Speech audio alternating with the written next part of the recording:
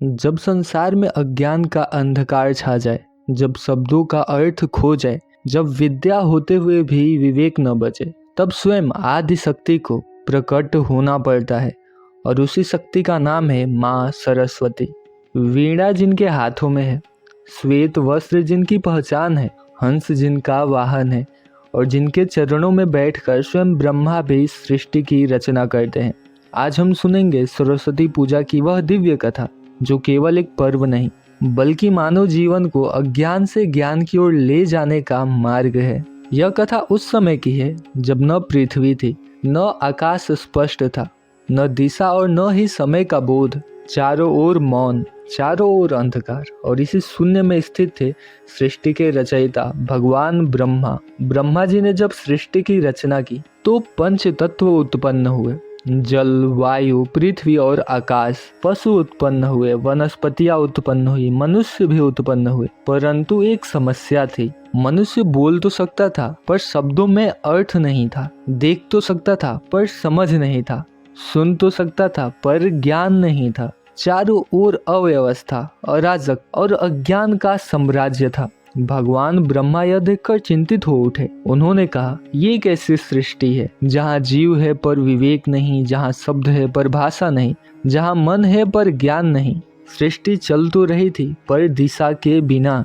तब ब्रह्मा जी ने अपनी आंखें बंद की और गहन तपस्या में लीन हो गए। हजारों वर्षों की तपस्या के बाद ब्रह्मा जी के कमंडल से एक दिव्य प्रकाश प्रकट हुआ। वह प्रकाश धीरे धीरे एक सुंदर स्त्री के रूप में परिवर्तित होने लगा। श्वेत वस्त्र, मुख पर अलौकिक तेज, हाथों में वीणा, मस्तक पर चंद्रमा सा शीतल भाव। और जैसे ही उन्होंने वीणा के तार छेड़े, ओम की ध्वनि गूंज उठी। वह कोई और नहीं, माँ सरस्वती थी, विद्या की देवी, वाणी की अधिष्ठात्री, संगीत, कला और बुद्धि की जननी। उनके प्रकट होते ही सृष्टि में पहली बार शब्दों का अर्थ मिला, ध्वनि को लय मिली, विचारों को दिशा मिली और मनुष्य को विवेक मिला। माँ सरस्वती ने ब्रह्मा जी से कहा, हे सृष्टिकर्ता, बिना ज्ञान के सृष्टि अधूरी है। जब तक विद्या नहीं होगी तब तक जीवन केवल अस्तित्व मात्र रहेगा। माँ सरस्वती ने अपनी वाणी से 4 दिव्य ज्ञान धाराएं प्रवाहित की, ऋग्वेद, यजुर्वेद, सामवेद और अथर्ववेद। यही वेद आगे चलकर मानव जीवन के आधार बने। यही कारण है कि माँ सरस्वती को कहा जाता है वेद माता।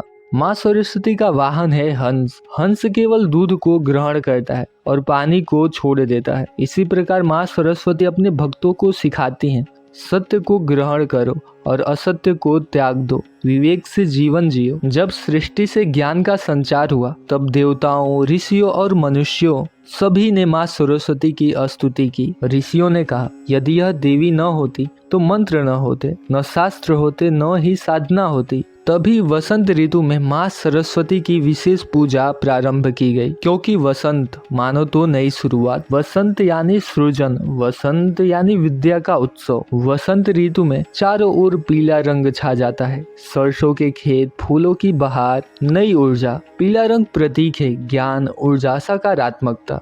इसलिए सरस्वती पूजा में पीले वस्त्र, पीले फूल और पीले प्रसाद का विशेष महत्व है। ऐसा माना जाता है कि सरस्वती पूजा के दिन जो बच्चा पहली बार अक्षर लिखता है, जो विद्यार्थी माँ को स्मरण करता है, जो कलाकार वीणा की धुन छेड़ता है, उसके जीवन में विद्या कभी उसका साथ नहीं छोड़ती। इसी दिन पुस्तकों की पूजा होती है और कलम को प्रणाम किया जाता है। माँ सरस्वती केवल पढ़ाई की देवी नहीं है, वह देवी है सही सोच, मधुर वाणी, संयमित बुद्धि और विवेक पूर्ण निर्णय। इसलिए कहा गया है, धन जाए तो फिर आ सकता है, पर विद्या चली गई तो जीवन अंधकारमय हो जाता है।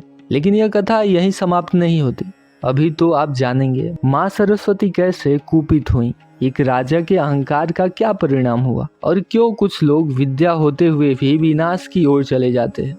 क्योंकि कभी कभी आध्यात्मिक विद्या भी विनाश का कारण बन जाती है। जब ज्ञान के साथ विनम्रता न हो, जब बुद्धि के साथ संयम न हो और जब विद्या अहंकार बन जाए, तब वही माँ सरस्वती जो ज्ञान देती हैं। आज की यह कथा उसी शिक्षा की है। प्राचीन काल की बात है। एक अत्यंत प्रतापी और विद्वान राजा था। उसका राज्य समृद्ध था, सेना शक्तिशाली थी और दरबार विद्वानों से भरा रहता था। राजा को गर्व था कि मेरे राज्य में मुझसे अधिक ज्ञानी कोई नहीं है। वह शास्त्र भी जानता था, वेद भी पढ़ चुका था और तर्क में किसी को भी पराजित कर देता था। धीरे धीरे उसका ज्ञान अहंकार में बदलने लगा। राजा ने अपने दरबार में ऋषि मुनियों को बुलाया और उनसे प्रश्न पूछता। यदि कोई उत्तर देने में थोड़ा भी चूक जाता तो राजा उसका उपहास उड़ाता। वह कहता, यदि यह विद्या है तो फिर मेरी विद्या क्या है। विद्वान मौन रहते क्योंकि वे जानते थे जहाँ अहंकार बोलता है वहाँ ज्ञान मौन हो जाता है। एक दिन राजा ने अपने अहंकार में अत्यंत गलत बात कह दी। उसने कहा, यदि माँ सरस्वती वास्तव में विद्या की देवी है तो उन्हें मुझसे सीखना चाहिए क्योंकि मैं उनसे अधिक जानता हूँ। यह शब्द केवल अहंकार नहीं थे, यह देवी का अपमान था। उसी क्षण आकाश में बादल गरज उठे, हवा स्थिर हो गई और समय मानो थमसा गया। अगले ही दिन राजा के साथ अजीब घटना घटने लगी। जो मंत्र वह वर्षों से जानता था वह भूल गया। जो श्लोक उसकी जिह्वा पर रहते थे वो मौन हो गए। दरबार में बैठे विद्वान उससे प्रश्न पूछते पर राजा उत्तर नहीं दे पाता। धीरे धीरे राजा की स्मृति, बुद्धि और विवेक सब लुप्त होने लगी। अब वही राजा जो स्वयं को सबसे बड़ा ज्ञानी मानता था आज बच्चों के भी सवालों का उत्तर नहीं दे पा रहा था। उसे पहली बार अपने अहंकार का एहसास हुआ। उसने सोचा, यह सब माँ सरस्वती की कृपा के बिना संभव ही नहीं। राजा ने राजपाट छोड़ दिया, वन की ओर चला गया और तपस्या में लीन हो गया। वर्षों तक उस राजा ने केवल एक ही मंत्र का जाप किया, ओम ऐं सरस्वते नमः। न भोजन, न आराम, न विश्राम, केवल पश्चाताप, विनम्रता और भक्ति। उसकी आंखों से अश्रुधारा बहती और हृदय ग्लानि से भरा रहता। एक दिन तपस्या पूर्ण होने पर वही दिव्य प्रकाश प्रकट हुआ जो सृष्टि की शुरुआत में हुआ था। माँ सरस्वती श्वेत वस्त्र में करुणामयी दृष्टि के साथ उसके सामने प्रकट हुई। राजा भूमि पर गिर पड़ा और बोला, माँ, मैंने विद्या नहीं अपने अहंकार का पूजन किया, मुझे क्षमा कर दीजिए। माँ सरस्वती ने मृदु स्वर में कहा, वत्स, विद्या वही है जो विनम्र बनाती है। जो झुकना न सिखाए वह विद्या नहीं, केवल जानकारी है। माँ ने राजा को पुनः ज्ञान प्रदान किया, पर इस बार उसके साथ दिया विवेक, संयम, विनम्रता। यही कारण है कि सरस्वती पूजा केवल पर्व नहीं, एक चेतना भी है। पढ़ाई करो, घमंड मत करो, ज्ञान लो पर नम्र रहो। माँ सरस्वती उनसे प्रसन्न होती हैं जो विद्या को सेवा बनाते हैं, अहंकार नहीं। विद्यार्थियों, आज यदि पढ़ाई कठिन लगती है, यदि मन भटकता है तो समझ लेना, माँ सरस्वती सिर्फ किताबों में नहीं, मन की शुद्धता में बसती हैं। सरस्वती पूजा के दिन सच्चे मन से पढ़ने का संकल्प लो। माता, पिता और गुरु का सम्मान करो। ज्ञान का उपयोग भलाई के लिए करो।